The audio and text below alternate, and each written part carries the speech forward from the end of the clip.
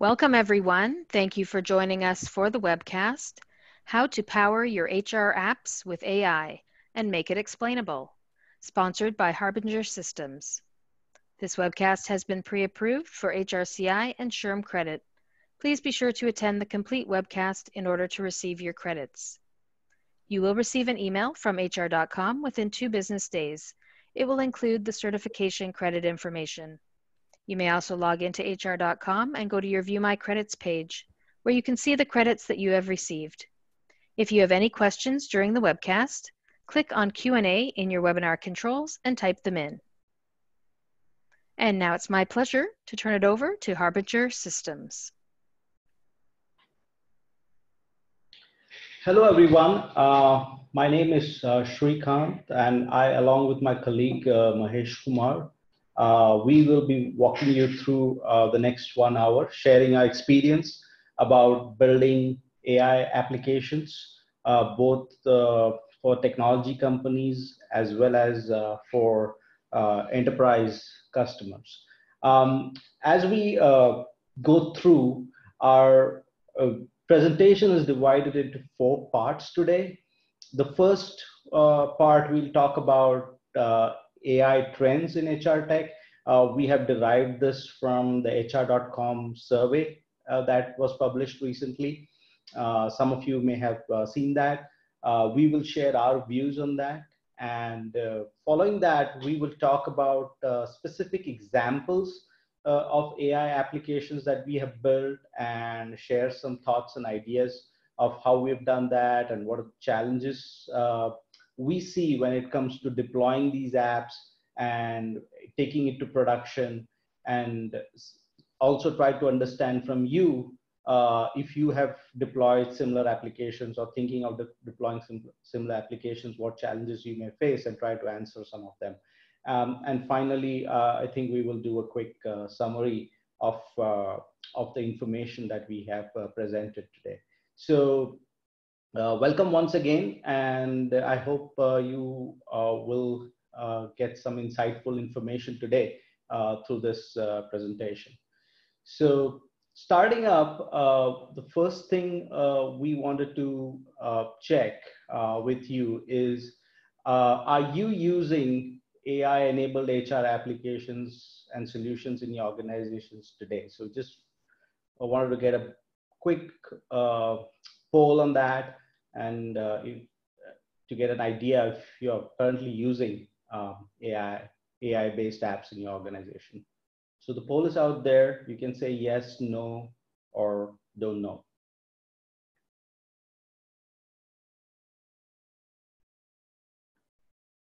Okay, so about 29% of people say that they are already using AI applications. So I think you probably will relate to some of the applications that we are going to share. And of course, there's about 59% who've not used any AI-enabled HR applications and solutions. I'm sure you'll also take some ideas from the presentation today.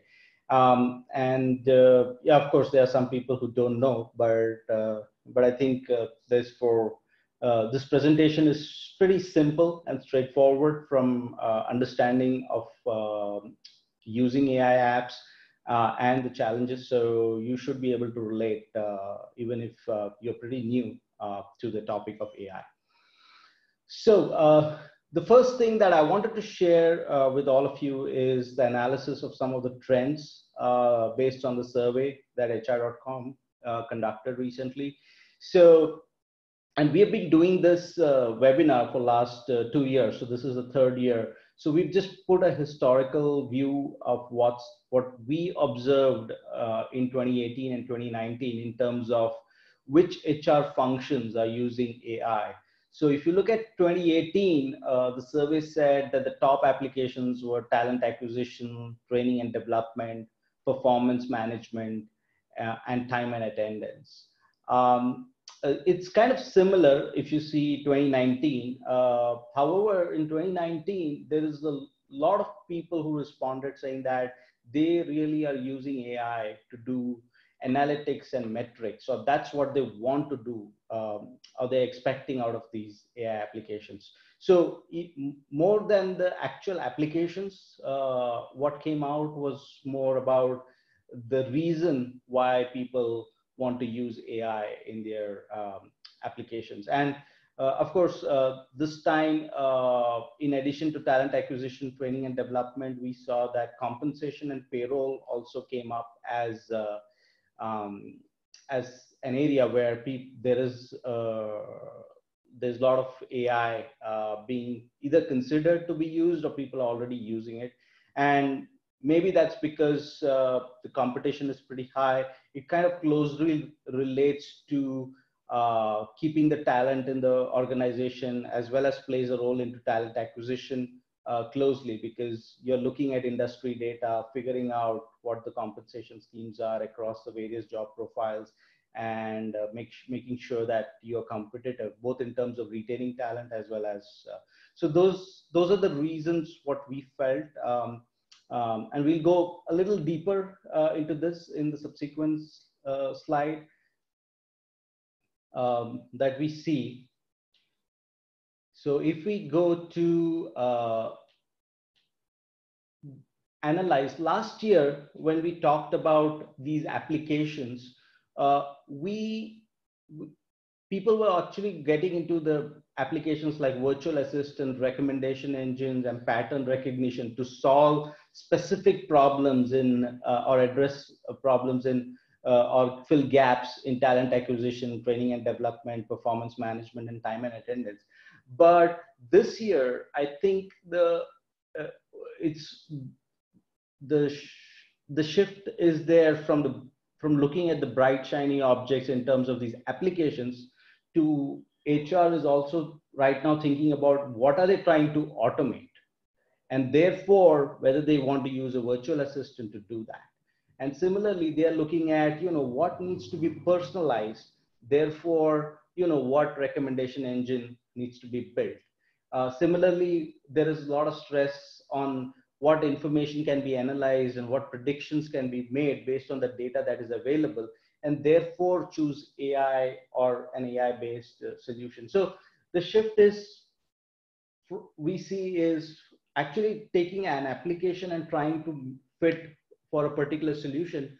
Now HR managers and people in the HR department are thinking more about where they need automation, where they need personalization, where they need to analyze and predict, and then choose the application. So and this happens, we've seen that when an industry is pretty new, you first look at the applications and then see where it can be applied. But as the industry is maturing, you are actually looking at the core problems that you're trying to solve in various domains and subdomains, and therefore apply the right solution. And I'm sure that in the next year or couple of years that we will see applications being deployed, they will more come from actual need for doing this rather than just as a proof of concept. So with this kind of a background, what we wanted to share is some examples with you where personalization may be important, where analytics may be important, and walk you through some examples that we have built and we have used internally in our organizations as well. As a part, if you have any questions regarding the trends and that analysis, or as we go through this presentation, please use the question box to type in, and we will come back to that. So I now hand over to my colleague Mahesh, who's going to walk us through the examples and some of the challenges in deploying these HR applications in organizations. Thank you, Shrikant. So let's take a look at some of the applications where we have used AI. So I'll start with the first example where I'm going to cover I think when we looked at the trends, the talent acquisition was there, I think from last year as well as this year, it is showing up.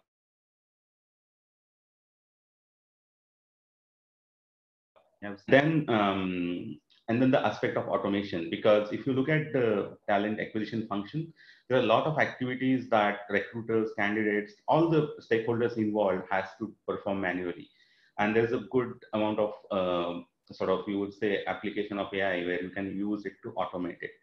And the example use case I want to show you about same is how recruiters can use AI to match and score candidates against different job positions. Because if they have, say, a huge candidate pool and the new job position opens, it's again quite a tedious task for recruiter to kind of find the right candidate by looking at their profiles and matching them against jobs, doing it all manually, going through the resume documents. It's quite a work. And that's where AI has helped a lot. And many of the talent acquisition platforms started using AI for the similar purpose.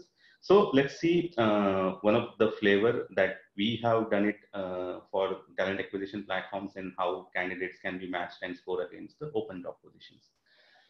So I'll start with a quick demo where you can see a sort of list of open job positions. Now, it's not just about scoring or matching. There are quite a few other bits that we can relate in this scenario where AI can be used. Now, if you look at a typical job position or job details, there are few attributes which are clearly well defined, and typically systems allow recruiters to enter those. So like something like job position or years of experience or location. But the primary information that would be used for matching is most of the time in text format, where you have a job description and there's a lot of details in here. So even if you see the job position, the actual text tag for which the job is open is part of the text and not part of the field that is given. Even the range, the experience, though it is mentioned the 3 to 5 years is coming into the text. So that's how usually the recruiters would get those job descriptions. They would not get them in the very attribute or structured format. And that's where it's important that the platform is able to understand it as if the recruiter is reading it. That's where we have used AI for the technique called as the AI technique called as natural language processing, where it would take all this text as being written or something that human has created and would try to analyze it and then extract the most meaningful information out of it, which is primarily the skills and some of the other attributes or the parameters that we see here. So let's parse these job descriptions. Now, here we can see along with those predefined attributes, the whole text is getting parsed using natural language processing and the key skills are extracted. Now, there would be some assistance to the users or the recruiters to fill in some of the gaps that it may have left. So a missing skill, so recruiter can add them. If anything that they want to drop, they can do that as well. Now, even in the background system would, or the AI algorithm would learn from that, and next time onwards, it will be able to take care of the miss that it had in this occurrence. So that's all is happening in the background, but it's all done. And then comes the matching and the scoring part. Now here you can see all the candidates that are eligible or probably getting matched against this job description are listed, and then what how they are matching in terms of how their skills are matching and what is the score that is generated by the AI algorithm. Now, this is one way where the job description was part of the platform. Now, sometimes the recruiter would also want to find out candidates from their candidate pool for the job positions from sources like LinkedIn. Now, where the data is again, I mean, the description is even more unstructured. There is no formatting because it's coming from the external source. And there's a lot of information that they have to process. Now let's see how that also can be supported through AI. So a simple copy paste into the job description field and the step of parsing through the job description. Now here you would see some of the additional information that needs to be added because it's coming from the external source, so it did miss on some of the information, and then a little bit of extra correction. But still it is quite less of a work than reading it through from the LinkedIn job description and then matching it against the candidate pool that they have. So that's how it is sort of reducing those mundane manual activities that are there for recruiters and helping them to quickly screen those candidates and find out the best matching candidates for those open job positions. So, I mean, it's helpful, right? Where they are getting a lot of help, a lot of time is getting saved for themselves to actually contact candidates, work with them, and have them sort of apply for those job position. But still, as a recruiter, when they want to use this platform, there are still some of the gaps that can be seen. And one of the important aspect is the reliability or the correctness of the score and the matching that AI has presented back to the recruiter. Now, if they are doing it, the one thing they are very sure about is that they are able to process all the details that are there in the job description as well as in candidate's profile. And because of that human touch, they can very well ensure that those matches are sort of well curated, and there is no bias. With AI, because they don't know how the score is getting calculated, apart from what matched in terms of the skills, there is no other information is available to the recruiter. So there is a little bit of reluctance to really go with the results that AI has given. And again, I mean, what if there is a bias in terms of, and they don't want to miss on the really eligible candidates that are out there in their candidate pool. So that's one of the gap that we have seen that is coming up with the traditional use of AI for similar use cases. Moving on, let's look at the second trend in combination with the AI capabilities, where we looked at the training and development department also making use of the AI, and there is a lot of personalization aspect that comes when it comes to the learning, because I think gone are the days where all the employees in the organization would be assigned the same curriculum or set of courses, and they would finish it in given time with multiple set of reminders. Now everybody wants to learn at their pace, at their preference, at their liking. And that's where making sure the platforms are able to serve that learning content to them in a very personalized way is important. And that's where AI is being used by to personalize the learning experience for the learners when it comes to the training. So let's look at one of such example where we would look at how based on the user profile, their preferences, and different information in HR tools, how the content is sort of recommended to them. So this is a typical mobile application where they are able to learn. And then it has 3 sections currently, where based on their goals in goal management platform, AI is able to recommend them certain set of courses. Then looking at their profile into the HRIS platform, it is suggesting them certain courses. And as well as they search through the LMS and then different internet sources, it is able to keep track of that data and come back with the suggestions. Now, just to get a little deeper dive into it, I'll just quickly show you how the goal information is being used to recommend these courses back to the learner. So let's go back to the goal management platform, which is a success factor here, and we'll see like how it sort of picks up the goal details from here. So let's go to the user's profile to the goals section, and we'll update one of the goal for this particular user. So let's take up this one where the goal is about improving the writing skills. So let's change it to something else. So let me put it the presentation skills. So let's say I want to improve my presentation skills as one of my goal for next whatever few days. And we'll save it, and let's see if AI is able to, that's part of the learning platform, is able to catch this change, and if it's able to sort of change my recommendation. So let's make sure that we have saved it. Yep, and let's switch to the other application.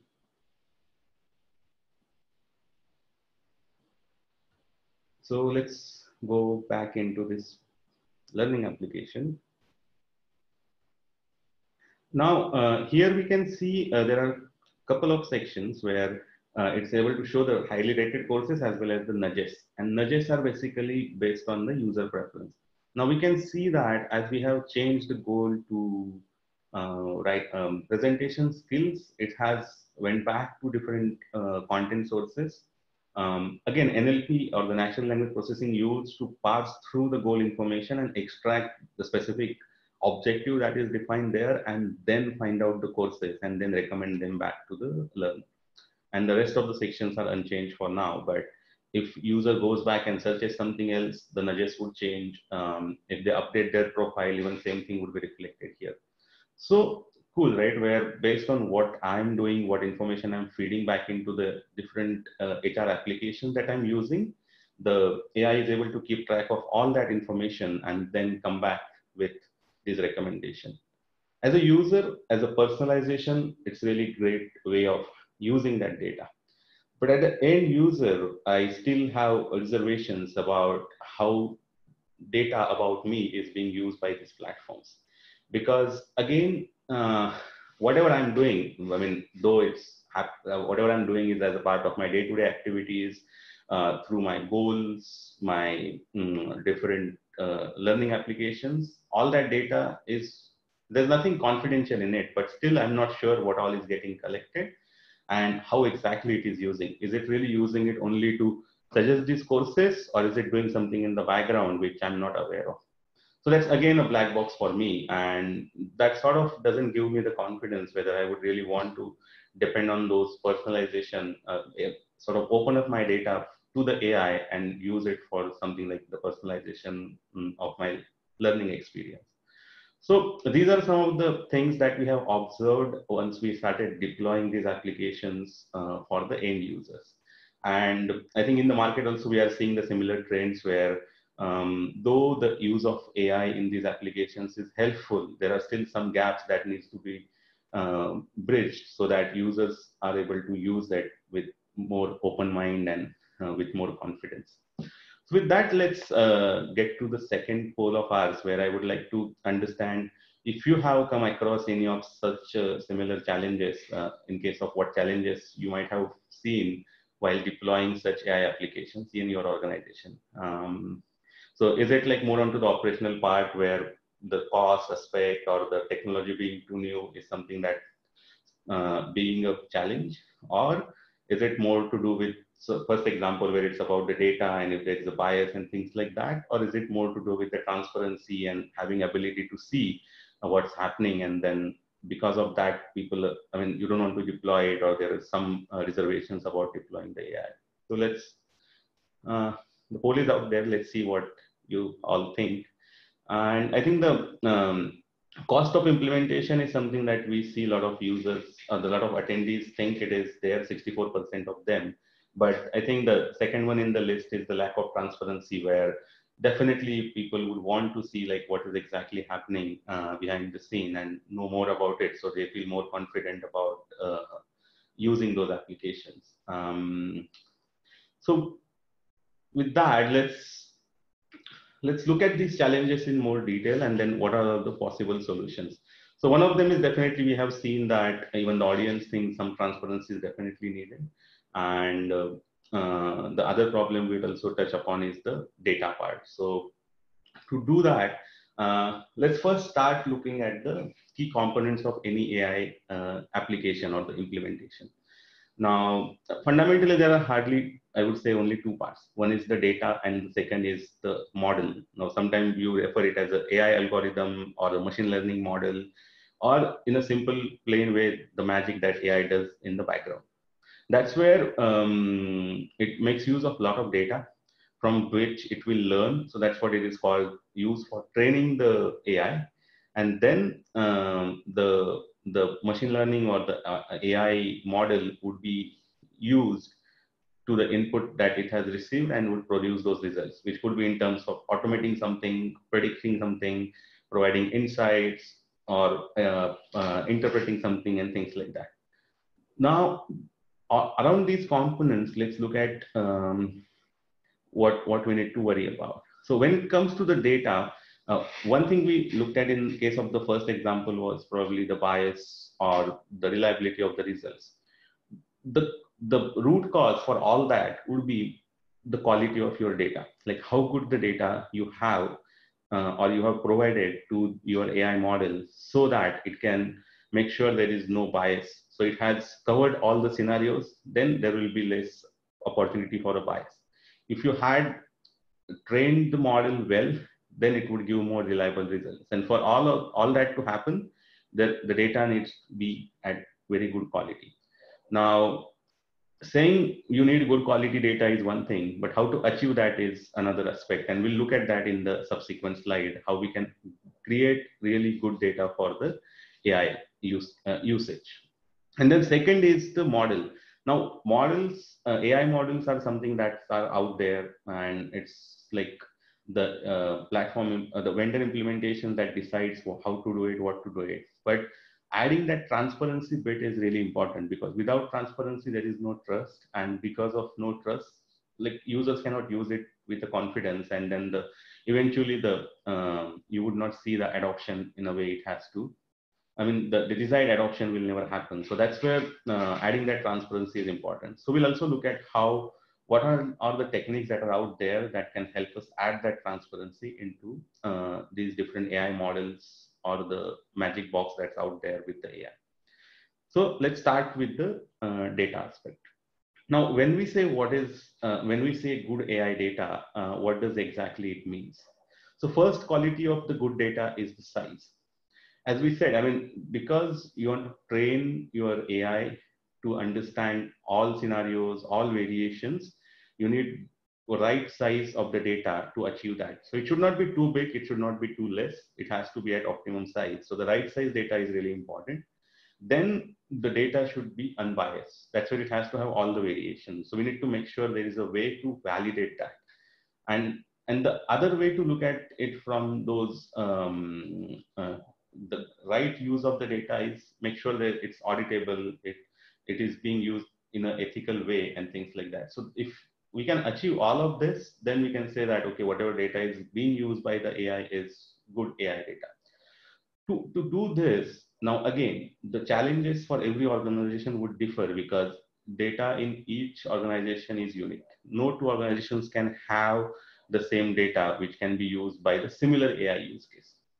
So the first thing is to address is the size of the data, and making sure there is no bias in the data. That's where make sure that the data is sourced from all possible sources. So never depend on one system to source that information. So like in case of the first example where we looked at the candidate being matched against the job positions, the first step we did was to extract the skills information from the job descriptions. Now, what essentially AI is doing in the background is it has sort of a learning knowledge base of all the skill sets that are out there, so that it can use to find out the similar skills that are there in the job description and extract them. Now, if we are able to give all the possible skills, it will definitely not miss on anything. But if it is having less number of skills as a part of its learning or the training data, then it will definitely miss on the obvious ones.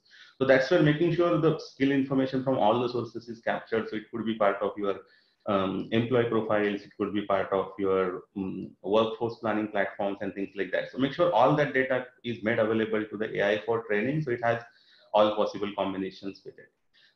Then second part is, because the data is coming from different sources, it needs to be in specific format. And that's why the cleansing comes into the picture, because if you look at job description, it had like all possible information. So it needed to be extracted. So that's where NLP came into picture, and we clean that data. Then third step is like making sure there is no personal information embedded into the data which is used for the training. So that's where, like say, the personalization use case we looked at the learning in the learning experience context, where like whatever users are doing, system still needs to capture that so it can come back with the recommendations. But they don't need to know whether it was done by Mahesh or Srikanth or by someone else. What it needs to know is this is the user and these are the patterns. That's about it. So the removing that personal information is also important. So that's another step. And then organizing it in a way that it can be refreshed, it can be updated, and make it available for the AI. So that's how you make sure you are able to produce that good AI data.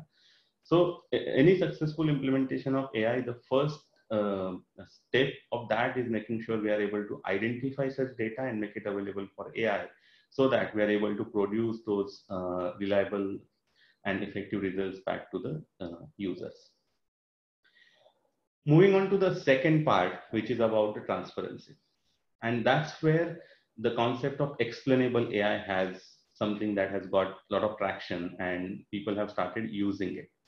So before getting into that, let's look at a very common or the plain use case where we have seen like a very common example where people talk about AI is that you train the AI with different images or the photos of, let's say, animals, and then it is able to tell you when you submit a new photo that what animal it is based on whatever it has learned from the data that you have given to the AI.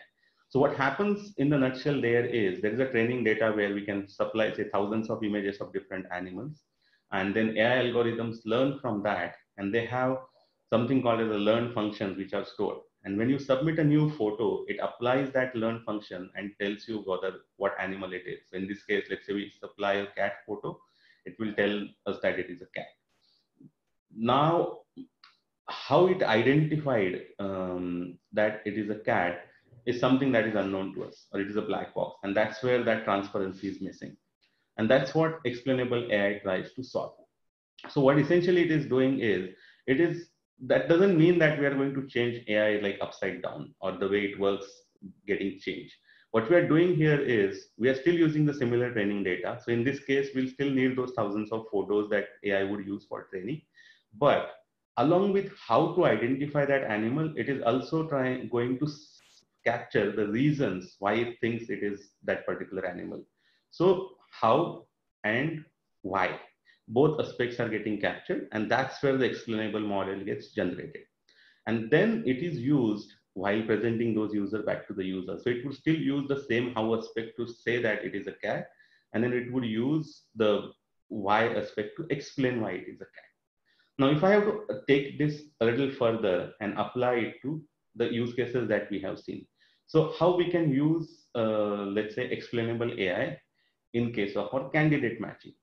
So when we looked at the candidate matching use case, I think we could see that what all are the matching skills and how the candidate's profile is matching against the job profile. But the score was something that was completely black box to the recruiter. Now let's look at that and see how explainable AI can make that score explainable to the recruiter, and how would it make more sense to the recruiter to understand how exactly the AI algorithm reached that conclusion. So we come to the same list of job positions. Let's get into the first job that we looked at, and again we'll parse it. Let's not edit anything here, and we'll get directly to the last stage where the scores are calculated and the results are shown back to the users. Okay, so now you can easily notice a difference where when we looked at this use case first, this particular option was not there, which was click to know how AI derived the score. And this is where we are making those results explainable. So let's look at a few examples of these scores and what explanations we are getting back from the AI here. So let's start with the one that has score as 100% match. So now if you see here in the background, what AI did was it was using 3 or 4 different parameters to derive this conclusion. So it was using the skills. Now it was not just using the list of skills. There's no missing skills. So it's showing 100% match, but it's also using semantic skills as well, which are very similar skills that are out there. It's using the position is the exact match, and the experience is also within the range. So all the parameters are matching. So it has given score as 100%. Now recruiter can feel more comfortable saying that, okay, this is a 100% match, and then able to proceed with that particular recommendation. Now look at the one that is showing 97%. It's very less than what the first one is. Now here also you can see the skills are very almost 100% match. Position is a right match, but the experience is where there is a little bit of a gap, because the candidate has 5-year experience, but in job description is showing the requirement for 3. So on experience front, candidate is a little overqualified. So it has reduced that score marginally. Now we can decide on the weightage as well, which can also vary the scores and things like that. So all that can come back to the recruiter, and then they will get insights. Now let's look at one case where it's very low in terms of the score. Now here we can very well see that the skills are not matching. There is a lot of gap in terms of the mandatory skill that needs to be matched, as well as the position. The experience score is also very low. And that's why the overall score is now on the lower side. So now we are able to see the reasons why those scores are and how they are getting calculated. And that's what instills more confidence on the user part. And there is that transparency which is getting added for the user. So that's how fundamentally the explainable AI works, where supplying that those reasons as a part of the model and then using it while presenting those results back to the users. So that's how we can make some of those applications that are using AI more explainable. Now, an interesting question, because we have seen a technique where we can use this technique to make our AI applications more explainable. But is it really necessary to make all applications explainable? What do you think? Whether wherever AI is being used in HR applications, all of those should be explainable? Or would there be some cases where you think that we may not need those explanations coming back to us and we are okay with whatever AI is suggesting or the output that it is producing? Or if you're not sure, let's take this poll and then we'll go more deeper into this aspect as well.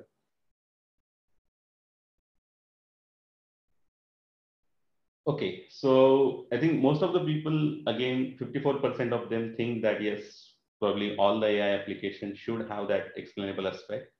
15% are saying no, and about 31% are saying they're not sure. So again, I mean, making every application explainable is something that may not be practically possible, because based on the algorithms used, the AI itself is a very complex thing. I mean, there's a lot of computation happening. It is using a lot of training data. Sometimes it uses millions of records to train itself and things like that. So not all can be explainable. So there has to be a balance where you can decide on certain aspects where the decisions are to be made depend, and the most of the information is provided by AI, and the decision is the last step, which is being utilizing that information. The decisions are made, then probably the AI explanation is important. But if you are going to consume something that is very much straightforward and is not like something that is mission critical, then probably you can still live with whatever AI is giving back to you. So to look at that use case, let's look at one more example where, say you have a help desk where any questions that employees have about different policies, different things in the organization, they would write back to HR and will try to get that information.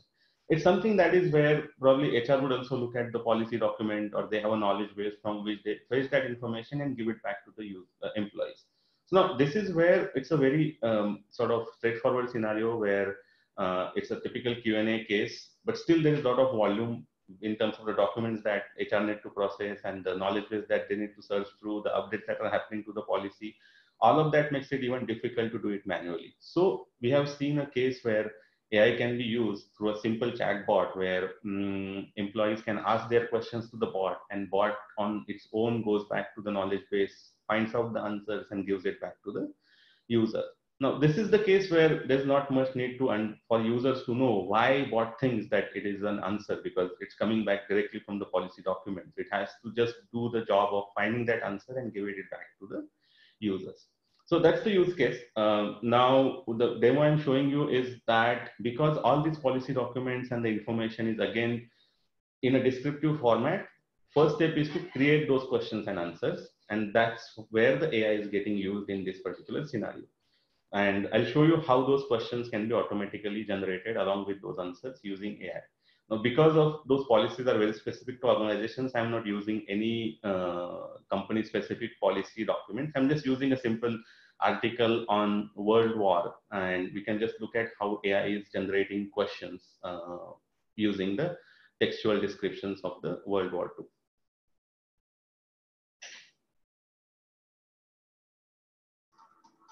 This is where I will submit the content on which I need to create questions. Now let me pick something to paste in Quillions. The content I paste can be anything, as long as it's in textual format. A chapter, an article, a website page, or even the transcript of a video. But let's start simple. I've got a short article on World War II here. I want to create a quick quiz on this for my class. I'll just select this whole thing and copy it. Okay, now let's go back to Quillions and paste my content. Quillions tells me I have about 1,000 words, which is great. Let me give it a title. World War II, and pick the domain history. That's it. My goal is to help my students recall key dates of war events, cite names of the nations involved, and understand simple arguments such as why Germany failed to take over Moscow. Now it's time to choose the keywords. Quillians has shortlisted some important keywords from my content for creating questions. I'll tell Quillians which of these are the most important for me. That way, Quillians will know where to focus its question. Let's see. I don't think the word war should be a keyword. It probably shows up every few sentences. Won't make for good questions. So I will remove it as a keyword. It looks like the word allies isn't selected. I think that one's pretty important. So let me select it. I can also add a new keyword that's not in this list. It looks like Normandy is missing from the keywords, so I'll add it. Finally, I am ready to proceed. Now, I need to review the content. This is where Quillians identifies the parts of my content which could use a bit of tweaking so that the AI algorithms can smoothly process everything. All I have to do is follow Quillians' recommendations to make sure my content is ready for the AI. Looks like my content hasn't scored very well. Let me show you how simple it is to raise the score. This highlight tells me that the sentence is too long. Let me split this into two. This looks like an incomplete sentence. I need to complete it. I think I've just forgotten to add a period here. That's easily fixed. Now I need to replace the he here with Hitler from the dropdown. I don't have to replace all the pronouns. This one doesn't really matter. I'll leave it alone. Let's see how my content fares now. We're at 78%. Still not fully ready, but I'm feeling rebellious today. Let's continue anyway. That's it. Time to get my questions. Voila. I've got a bunch of questions on my World War II article. That was pretty fast. The best part is, now I can tweak these questions as I please. Let's take a look. This one's a pretty useful question.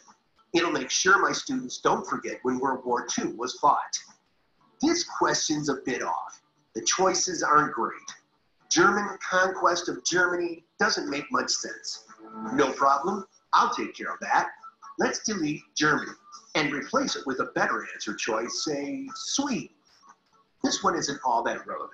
I'm just going to delete it. Well, I think I'm done for now. I'll go ahead and save what I've got. Done.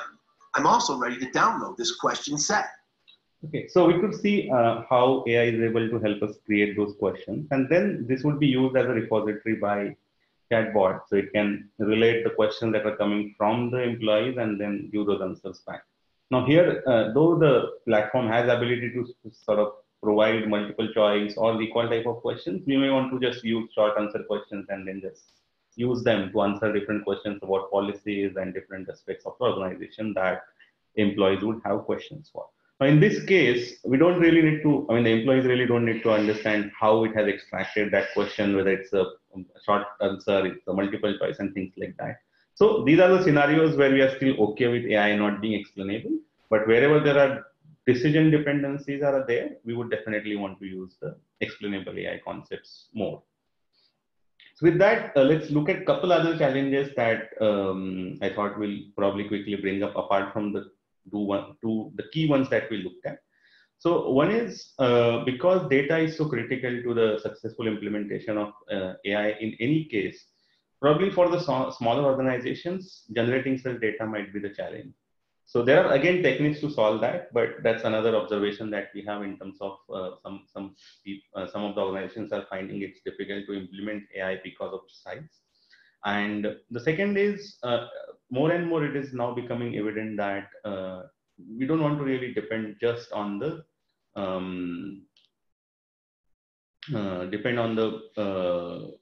vendors or the providers to implement AI. You would want to have some of that data science skills in the HR department so that you can ensure the safe and effective operations of the HR applications with AI you are using. So those are a couple of other things I quickly wanted to touch upon. In the interest of time, I'll not go in details and would hand it over back to Shrikant to sort of summarize the today's session and then go from there. Thank you. Thanks, Mahesh, for walking us through with those demos and showcasing some of the challenges and how you could overcome those.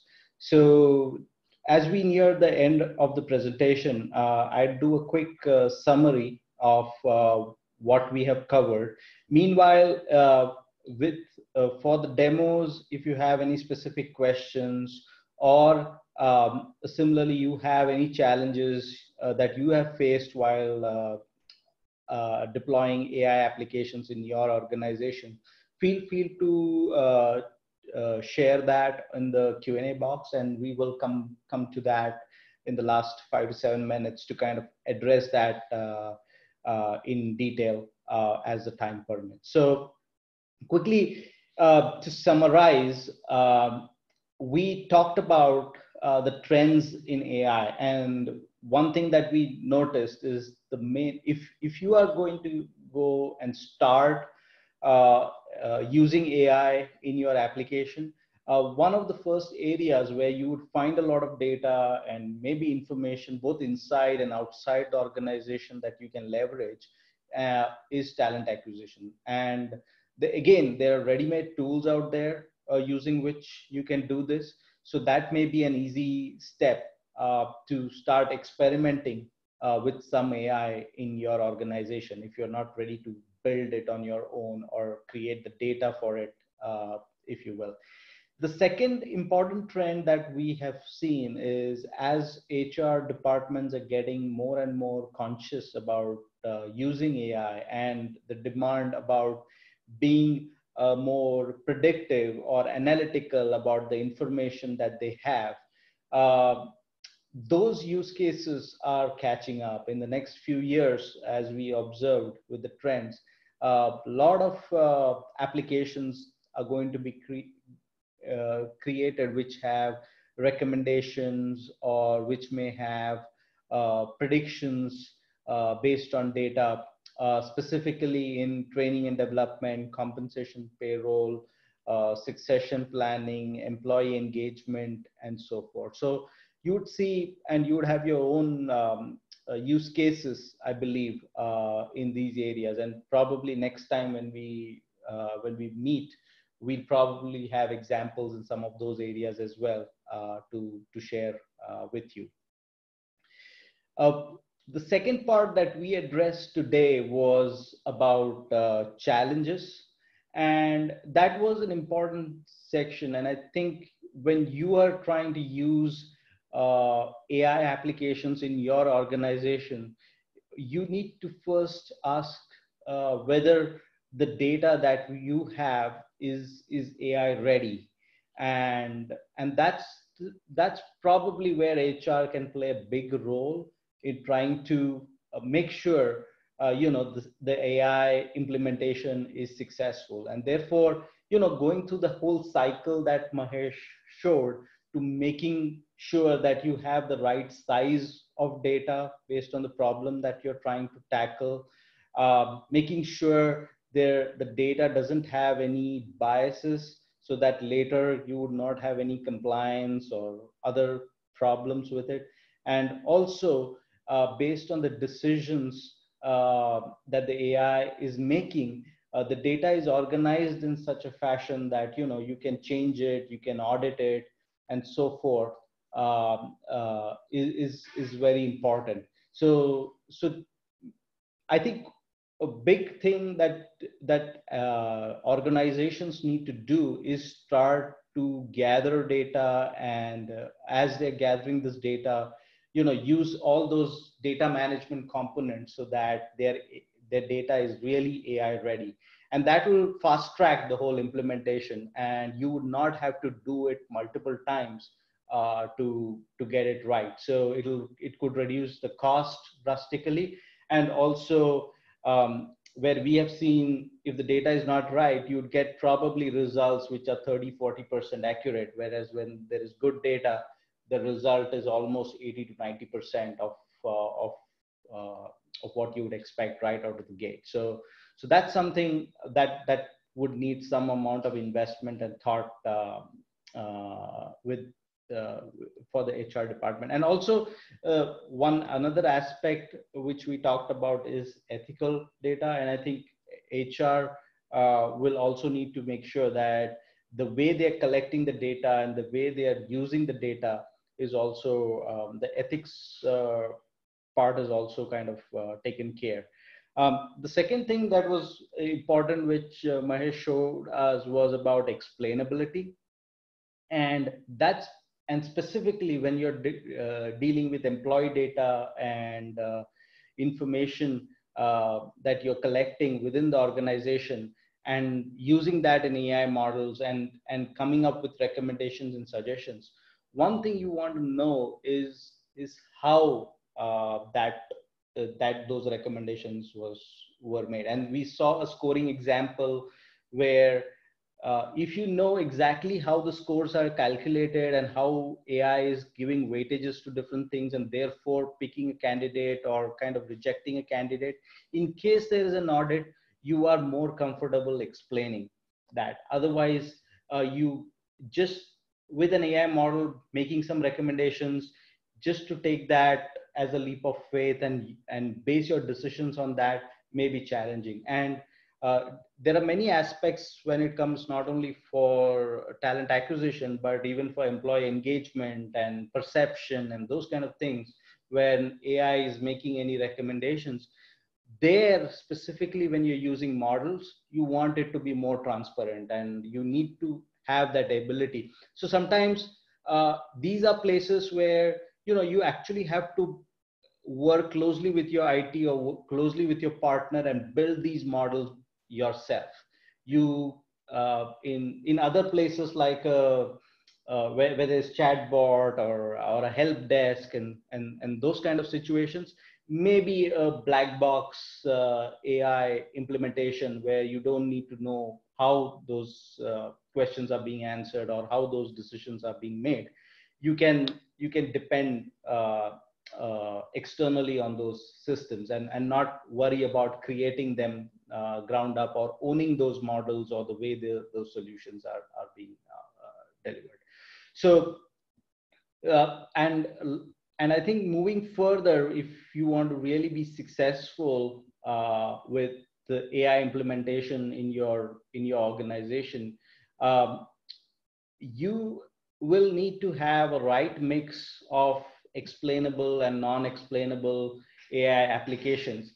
The explainable models that you try to create yourselves may in the long term be very core to your business and how you do operations within that, and it may turn out to be more costlier and long term to develop and build.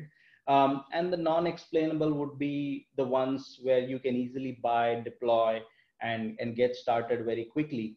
Of course, you can create non-explainable AI models within the organizations as well, but typically you would go outside and source these.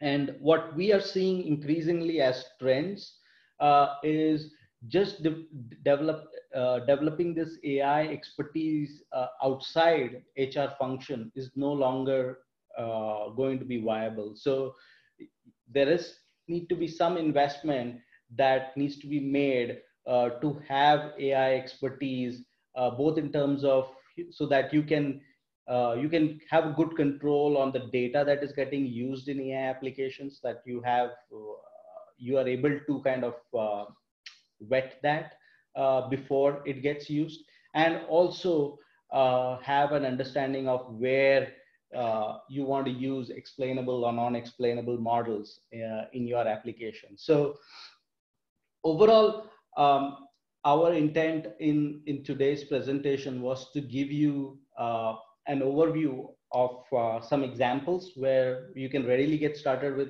AI implementation in your organizations, where in which examples you need to think a little bit more further in terms of how whether you want to create explainable models or transparent models and auditable models and use them, and how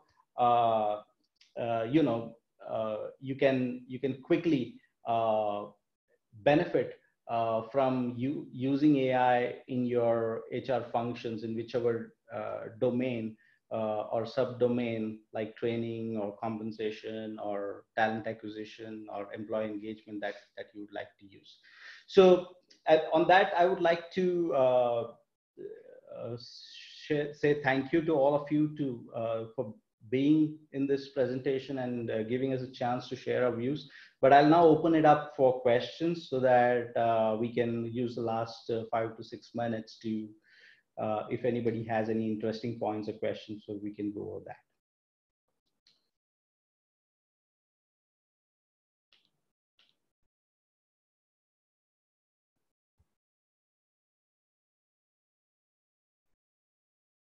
Okay, so far we are not seeing any questions.